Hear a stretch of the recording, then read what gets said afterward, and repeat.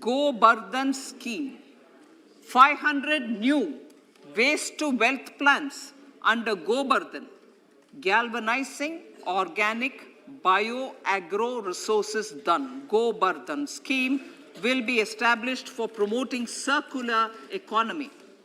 These will include 200 compressed biogas plants, including 75 plants in urban areas, and 300 community or cluster-based plants at a total investment of 10,000 crores. I will refer to this in Part B also. In due course, a 5% CBG mandate will be introduced for all organizations marketing natural and biogas. For collection of biomass and distribution of biomanure, appropriate fiscal support will also be provided. Bharatiya Prakritik Kheti Bio Input Resource Centers. Over the next 3 years, we will facilitate 1 crore farmers to adopt natural farming. For this, Honorable Speaker, 10,000 bio-input resource centers will be set up, creating a national level distributed micro-fertilizer and pesticide manufacturing network. Mishti.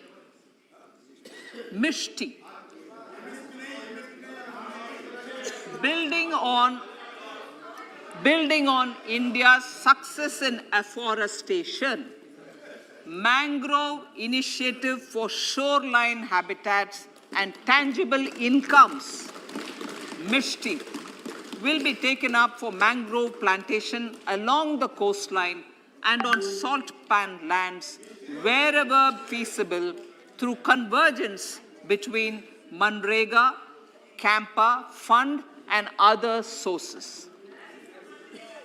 Amrit Dharohar. Wetlands are vital ecosystems which sustain biological diversity.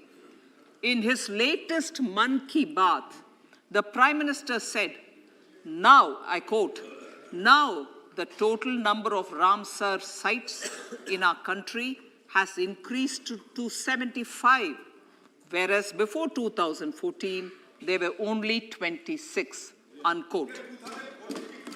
Local communities have always been at the forefront of conservation efforts.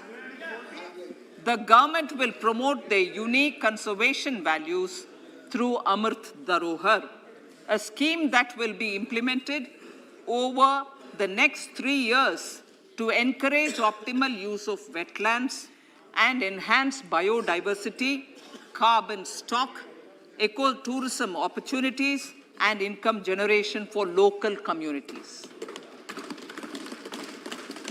Coastal shipping. Coastal shipping will be promoted as the energy efficient and lower cost mode of transport, both for passengers and freight, through PPP mode with viability gap funding. Vehicle replacement. Vehicle replacement is an important continuing policy, replacing the old political,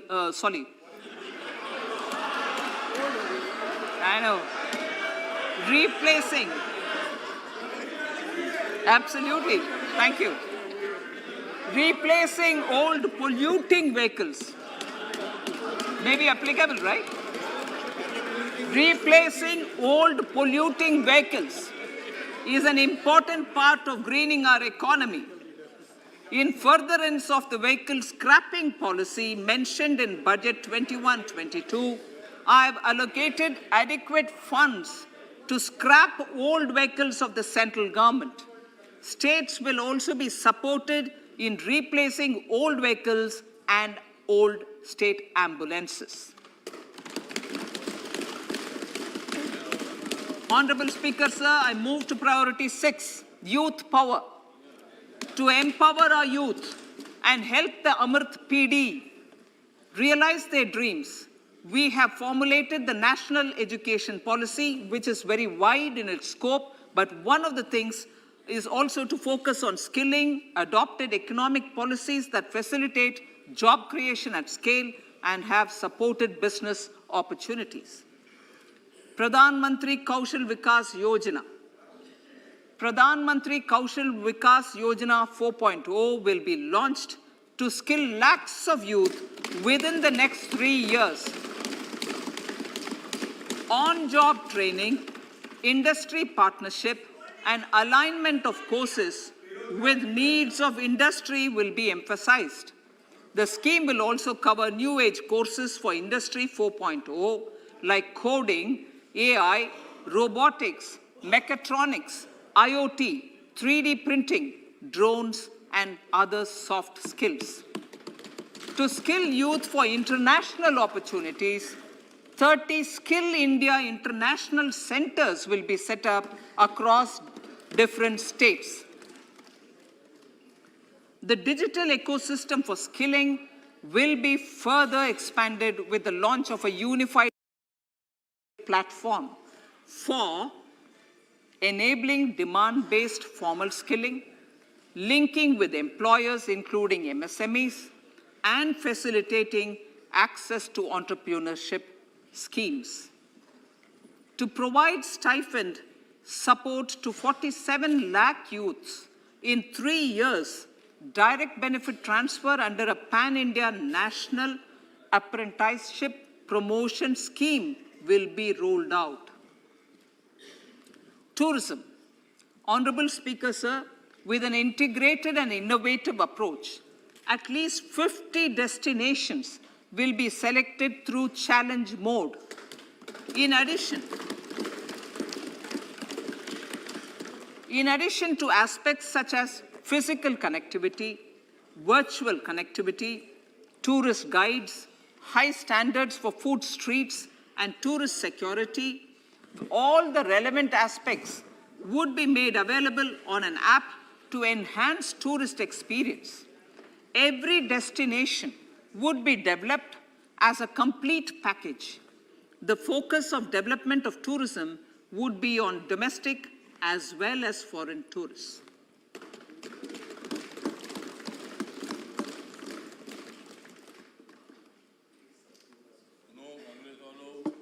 Sector-specific skilling and entrepreneurship development will be dovetailed to achieve the objectives of Dekho Apna Desh initiative. To the middle class, to prefer domestic tourism over international tourism. The integrated development of theme-based tourist circuits, the Swadesh Darshan scheme, was also launched. Under the Vibrant Villages program, tourism infrastructure and amenities will be facilitated in border villages. Unity Mall.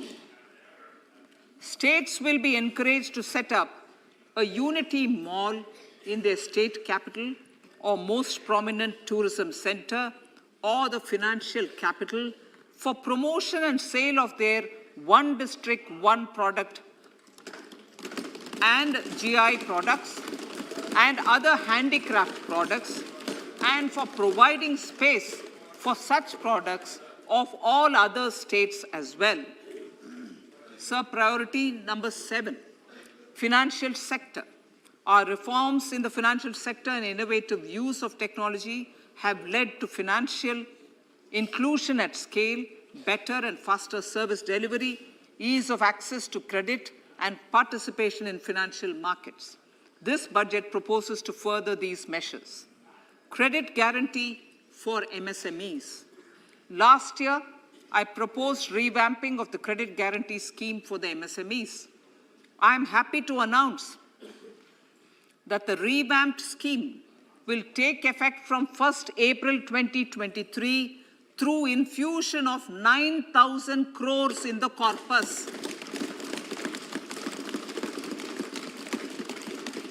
This will enable additional collateral-free guaranteed credit of 2 lakh crores of rupees. Further, the cost of credit will be reduced by about 1%. A national financial information registry will be set up to serve as the central repository of financial and ancillary information. This will facilitate efficient flow of credit, promote financial inclusion, and foster financial stability.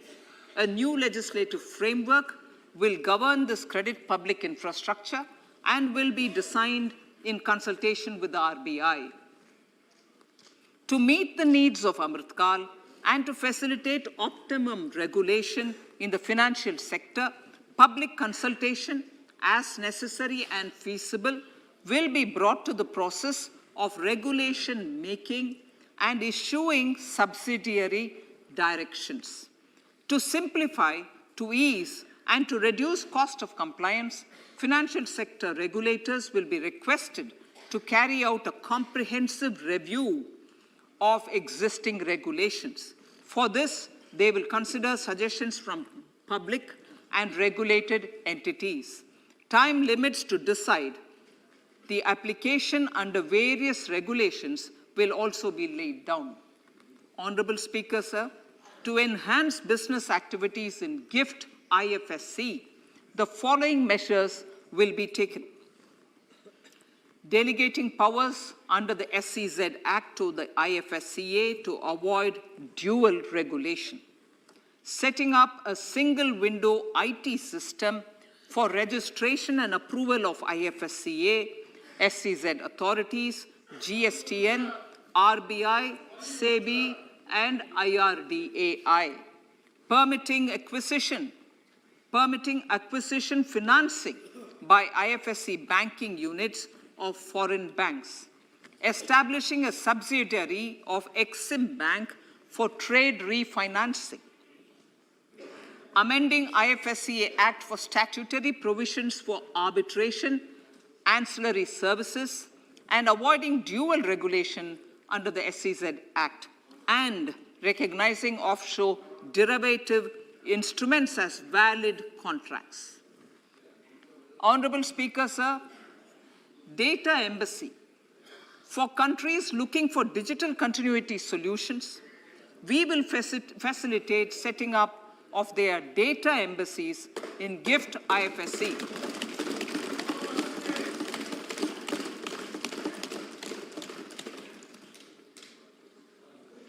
Improving governance and investor protection in banking sector. To improve bank governance and enhance investors' protection, certain amendments to the Banking Regulation Act, the Banking Companies Act, and the Reserve Bank of India Act are being proposed. Capacity building in securities market. Honorable Speaker, sir, to build capacity of functionaries and professionals in the securities market, SEBI will be empowered to develop, regulate, maintain, and enforce norms and standards for education in the National Institute of Securities Markets and to recognize award of degrees, diplomas, and certificates. A central processing center will be set up for faster response to companies through centralized handling of various forms filed with field officers under the Companies Act. Reclaiming of shares and dividends. For investors to reclaim unclaimed shares and unpaid dividends from the Investor Education and Protection Fund Authority with ease, from the Investor Education and Protection Fund Authority with ease, an integrated IT portal will be established. Digital payments continue to find wide acceptance. In 2022, they show an increase of 76% in transaction and 91% in value. Fiscal support for this digital public infrastructure will continue in 2023-2024. Azadi Ka Amrit Mahotsav, Mahila Samman Bachat Patra. For commemorating Azadi Ka Amrit Mahotsav, a one-time new small savings scheme, Mahila Samman Savings Patra or Savings Certificate, Mahila Samman Savings Certificate will be made available for a 2-year period up to March 2025. This will offer deposit facility up to 2 lakh in the name of a woman or girls for a tenure of 2 years at fixed interest rate of 7.5% with partial withdrawal option. Senior citizens. The maximum deposit limit for senior citizens savings scheme will be enhanced from 15 lakh to 30 lakhs of rupees. The maximum deposit limit for monthly income account scheme will be enhanced from 4.5 lakh to 9 lakh for single account and from 9 lakh to 15 lakh for joint account. Honorable Speaker, sir, fiscal management. 50 years interest-free loan to states. The entire 50-year loan to states has to be spent on capital expenditure within 2023-24. Most of this will be at the discretion of the states, but a part will be conditional on states increasing their actual capital expenditure. Parts of the outlay will also be linked to or allocated for the following purposes: scrapping old government vehicles, urban planning reforms and actions, financing reforms in urban local bodies to make them credit-worthy for municipal bonds, housing for police personnel above or as part of the police station, constructing unity malls, children and adolescent libraries and digital infrastructure, and state share of capital expenditure of central schemes. Honorable Speaker, sir, fiscal deficit of states. States will be allowed a fiscal deficit of 3.5% of GSDP, of which 0.5% will be tied to power sector reforms. Revised estimates 2022 to 2023. The revised estimate, Honorable Speaker, sir, of the total receipts other than borrowing is 24.3 lakh crores, of which the net tax receipts are 20.9 lakh crores. The revised estimate of the total expenditure is 41.9 lakh crores of rupees, of which the capital expenditure is about 7.3 lakh crores. The revised estimate of the fiscal deficit is 6.4% of GDP, adhering to the budget estimate. So budget estimates of 2023-24. Coming to 2023-24, the total receipts other than borrowings and the total expenditure are estimated at 27.2 lakh crores and 45 lakh crores respectively. The net tax receipts are estimated at 23.3 lakh crores.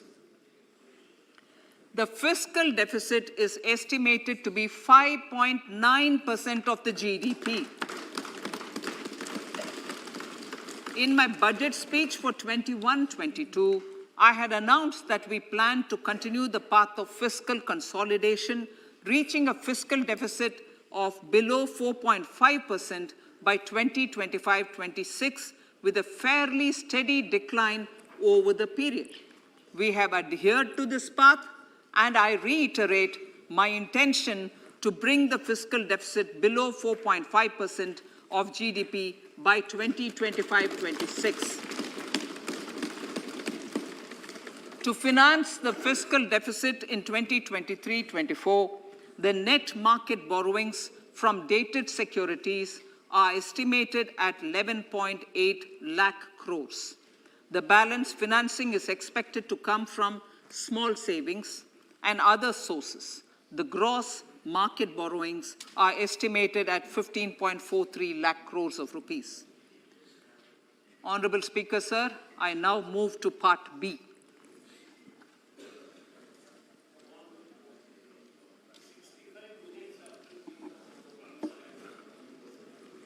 Indirect taxes. My indirect tax proposals will aim to promote exports, boost domestic manufacturing, enhance domestic value addition, encourage green energy and mobility. A simplified tax structure with fewer tax rates helps in reducing compliance burden and improving tax administration. I propose to reduce the number of basic customs duty rates on goods other than textiles and agriculture from 21 to 13. As a result, there are minor changes in the basic custom duties, cesses and surcharges on some items including toys, bicycle, automobiles and naphtha. Green mobility. To avoid cascading of taxes on blended compressed natural gas, I propose to exempt excise duty on GST paid compressed biogas contained in it. To further provide impetus to green mobility, customs duty exemptions is being extended to import of capital goods and machinery required for manufacture of lithium-ion cells for batteries used in electrical vehicles as well. Electronics. As a result of various initiatives of the government, including phased manufacturing program, mobile phone production in India has increased from 5.8 crore units valued at about 18,900 crore in 2014-15 to 31 crore units valued at 2,75,000 crore in the last financial year. To further deepen domestic value addition in manufacturing of mobile phones, I propose to provide relief to customs duty. I propose to provide relief in customs duty on import of certain parts and inputs like camera lens and continue the concessional duty on lithium-ion cells for batteries for another year. Similarly, to promote value addition in manufacture of televisions, I propose to reduce the basic customs duty on parts of open cells of TV panels to 2.5%. Electrical. To rectify inversion of duty structure and encourage manufacturing of electric kitchen chimneys, the basic custom duty on electric kitchen chimney is being increased from 7.5% to 15%, and that on heat coils for these is proposed to be reduced from 20% to 15%. Chemicals and petrochemicals. Denatured ethyl alcohol is used in chemical industry. I propose to exempt basic customs duty on it. This will also support the ethanol blending program and facilitate an endeavor for energy transition. Basic customs duty is also being reduced on acid-grade fluorospar from 5% to 2.5% to make the domestic fluorochemicals industry competitive. Further, the basic customs duty on crude glycerine for use in manufacture of epichlorohydrin is proposed to be reduced from 7.5% to 2.5%.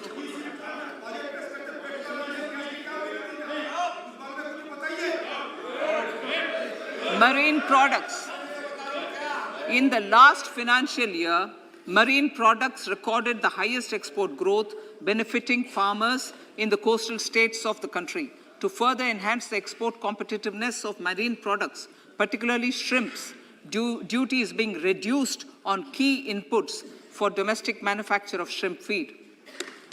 India is a global leader, as I said in Part A, in cutting and polishing of natural diamonds, contributing about 3/4 of the global turnover by value.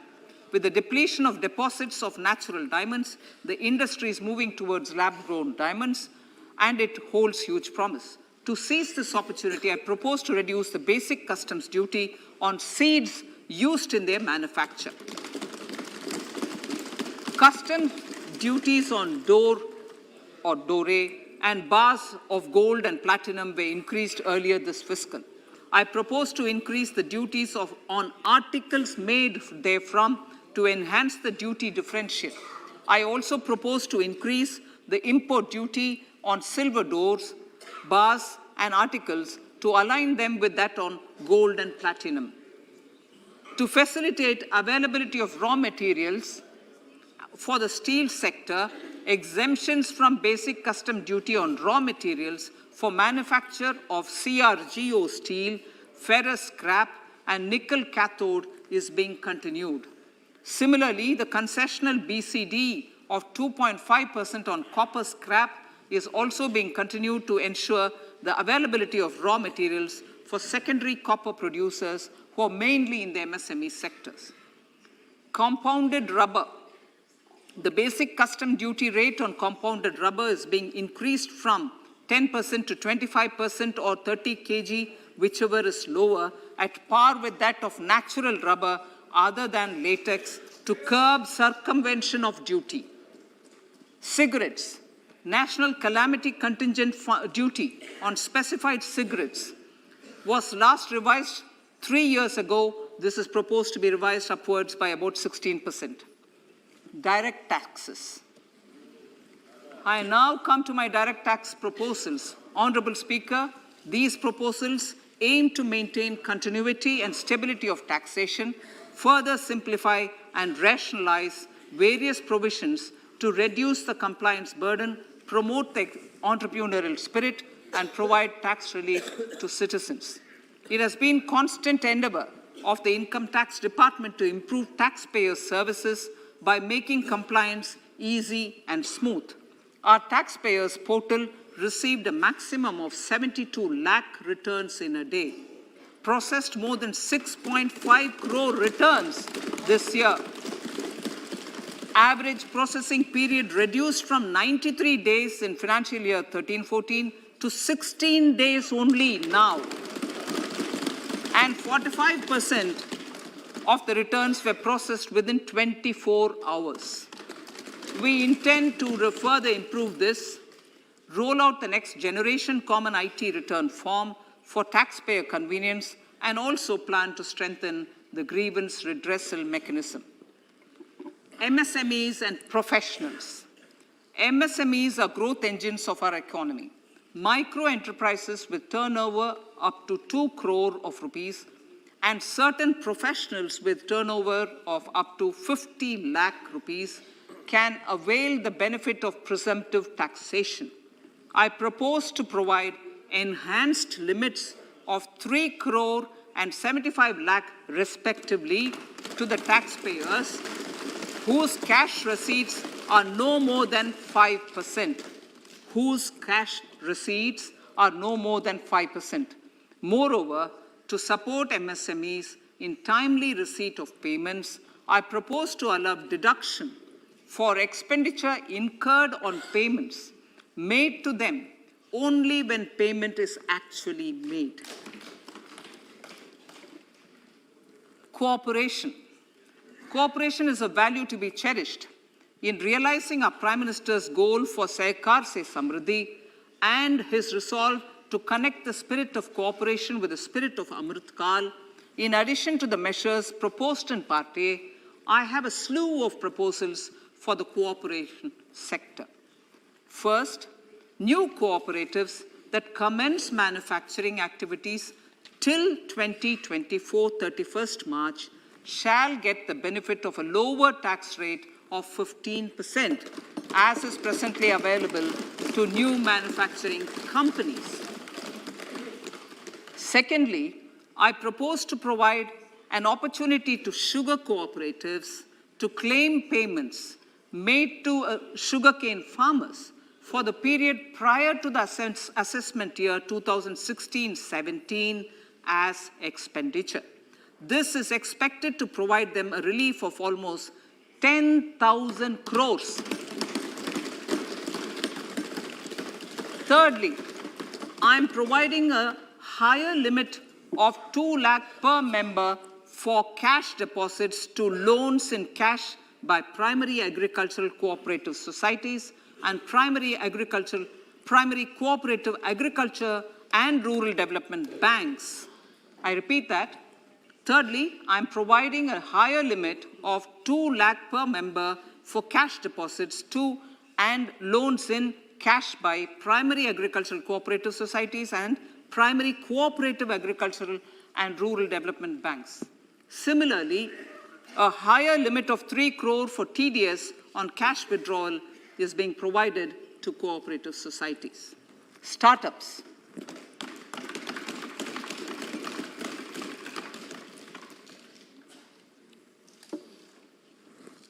Entrepreneurship is vital for a country's economic development.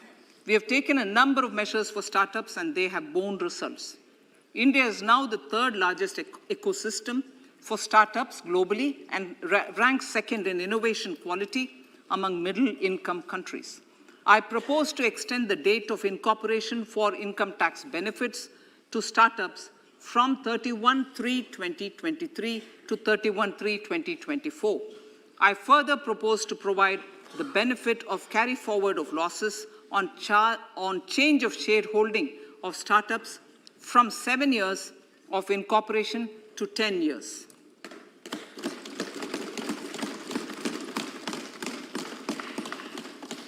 To reduce the pendency of appeals at commissioner level, I propose to deploy about 100 joint commissioners for disposal of small appeals. We shall also be more selective in taking up cases for scrutiny of returns already received this year. Better targeting of tax concessions. For better targeting of tax concessions and exemptions, I propose to cap deduction from capital gains on investment in residential house under Section 54 and Section 54F to 10 crores. Another proposal with similar intent is to limit income tax exemption from proceeds of insurance policies with very high value. Rationalization. Honorable Speaker, sir, there are a number of proposals relating to rationalization and simplification. Income of authorities, boards, and commissions set up by statutes of union or state for the purpose of housing, development of cities, towns, and villages, and regulating and developing an activity or matter is proposed to be exempted from income tax. Other major measures in this direction are removing the minimum threshold of 10,000 for TDS and clarifying taxability relating to online gaming, not treating conversion of gold into electronic gold receipts and vice versa as capital gains, reducing the TDS rate from 30% to 20% on taxable portion of EPF withdrawals in non-PAN cases, and taxation on income for market-linked. Other major proposals in the finance bill relate to the following: extension of period of tax benefits to funds relocating to IFSC, GIFT City till 31/3/2025, decriminalization under Section 276A of the Income Tax Act, allowing carry forward of losses on strategic disinvestment, including that of IDBI Bank, and providing EEE status to Agnivir Fund. Personal income tax.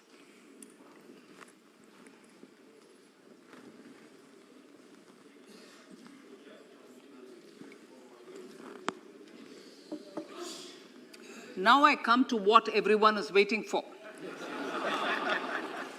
Personal income tax. I have 5 major announcements to make in this regard. These primarily benefit our hard-working middle class. The first one concerns rebate. Currently, those with income up to 5 lakh do not pay any income tax in both old and new regimes. I propose to increase the rebate limit to 7 lakhs in the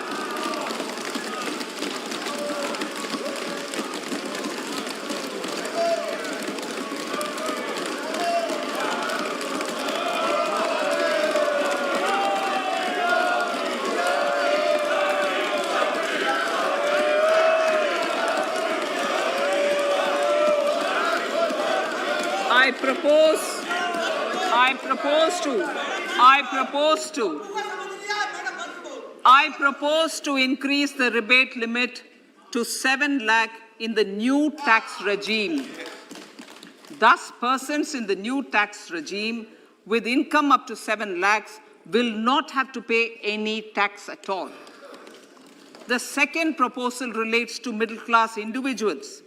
I had introduced in the year new personal income tax regime with 6 income slabs starting from 2.5 lakh. I propose to change the tax structure in this regime by reducing the number of slabs to 5 and increasing the tax exemption limit to 3 lakhs. The new tax rates are 0 to 3 lakh, nil. 3 to 6 lakhs, 5%. 6 to 9 lakhs, 10%. 9 to 12 lakh, 15%.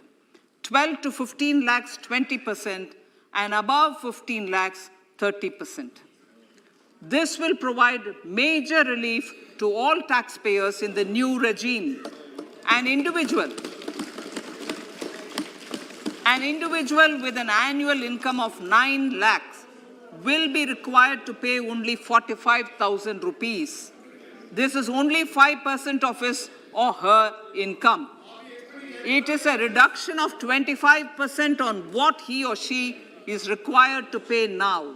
That is 60,000. So in the place of 60,000, it is now only 45,000. Similarly, an individual with an income of 15 lakh rupees would be required to pay only 1.5 lakh or 10% of his income or her income, a reduction of 20% from the existing liability of 1,87,500 rupees. My third proposal is for the salaried class and the pensioners, including family pensioners, for whom I propose to extend the benefit of standard deduction to the new tax regime. Each salaried person with an income of 15.5 lakh rupees or more will thus stand to benefit by 52,500 rupees. My fourth announcement in personal income tax is regarding the highest tax rate, which in our country is 42.74%. This is among the highest in the world. I propose to reduce the highest surcharge. Rate from 37% to 25% in the new tax regime.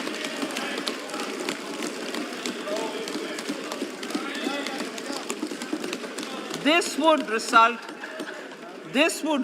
in reduction of the maximum rate. This would result in the reduction of the maximum tax rate to 39%. Lastly, the limit of 3 lakh rupees for tax exemption on leave encashment on retirement of non-government salaried employees was last fixed in the year 2002, when the highest basic pay in the government was only 30,000 rupees per month. In line with the increase in the government salaries, I am proposing to increase this limit to 25 lakh rupees.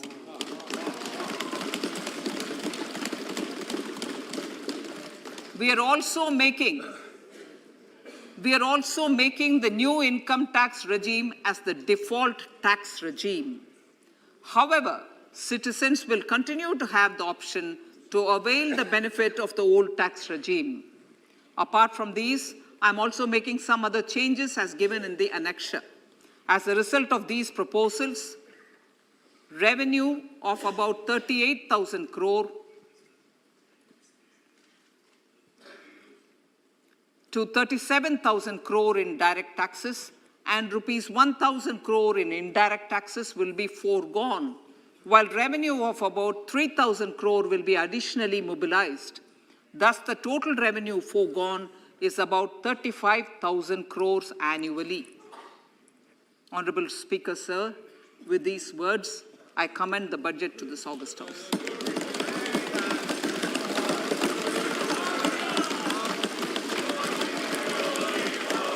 1 hour 25 minutes. Item number 1, माननीय item number 2, Shrimati Nirmala Sitharaman ji. Sir, with your permission, I lay on the table of the following statements.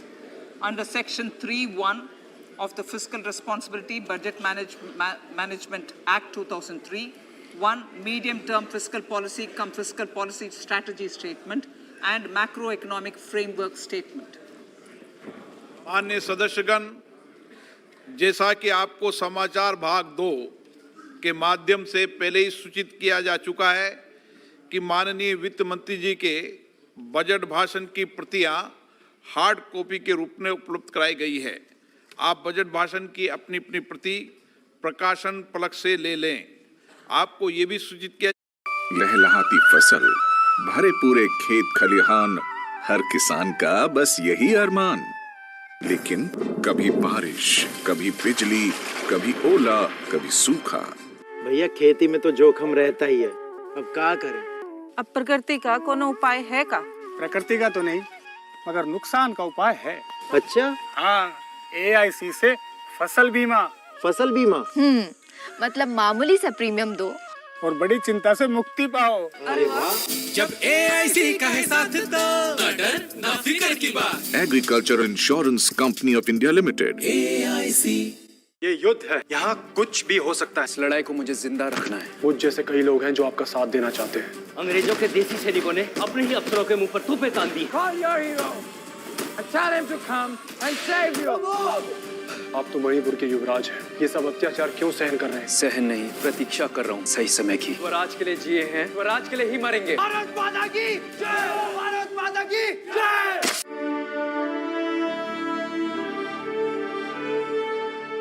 पहले तितली गई, फिर पूजा गई. चाचा चाची का घर छोड़कर जाना कुछ भुला नहीं पा रही. कीर्ती के निराश तो म्हणजे 7 लाखांपर्यंतचं उत्पन्न यापुढे करमुक्त असणार आहे.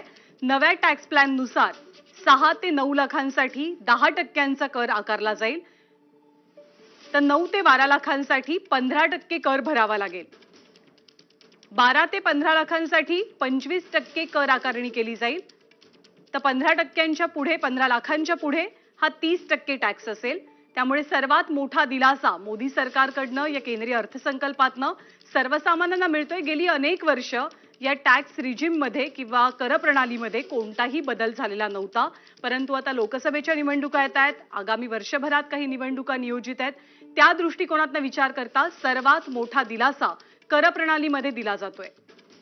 15 लाखांसाठी 30% म्हणजे 15 लाखांच्या वर जर का तुमचं इन्कम असेल, जर का तुमची मिळकत असेल, तर तुम्हाला 30% कर भरायचा आहे. 3 ते 6 लाखांच्या उत्पन्नावरती 5% कर असेल. 0 ते 3 लाख इतकं तुमचं वार्षिक उत्पन्न असेल तर कोणताही कर तुम्हाला भरावा लागणार नाहीये. त्यामुळे आयकरची मर्यादा आता 5 लाखांवरनं 7 लाख इतकी करण्यात आली आहे.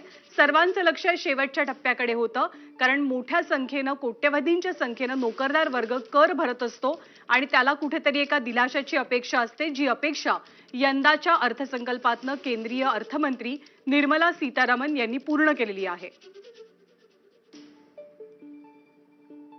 नव्या टॅक्स प्लॅन नुसार 6 ते 9 लाखांसाठी 10% कर असेल, तर 12 ते 15 लाख उत्पन्न असेल वार्षिक उत्पन्न, तर 25% कर आकारला जाईल. 15 लाखांच्या वर जर तुमचं वार्षिक उत्पन्न जात असेल, तर त्यासाठी अर्थातच 30% घरात कर आकारणी तुमच्याकडनं केली जाईल.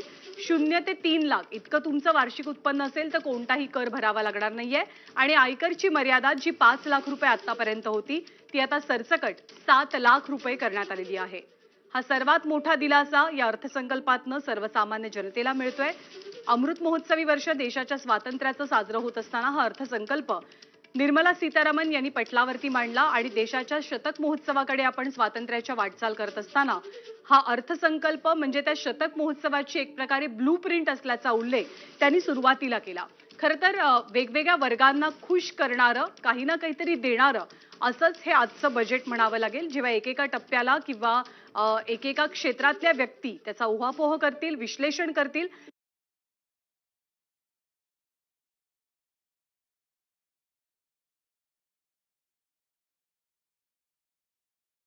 कंपन्यांना काय मिळाली आहे तर आयकराची कर रचना बदलण्यात आली आहे. 5 लाखांपर्यंतचं उत्पन्न आधी करमुक्त होतं, तो स्लॅब वाढवला गेलाय. तो स्लॅब आता 7 लाख रुपये इतका करण्यात आलेला आहे.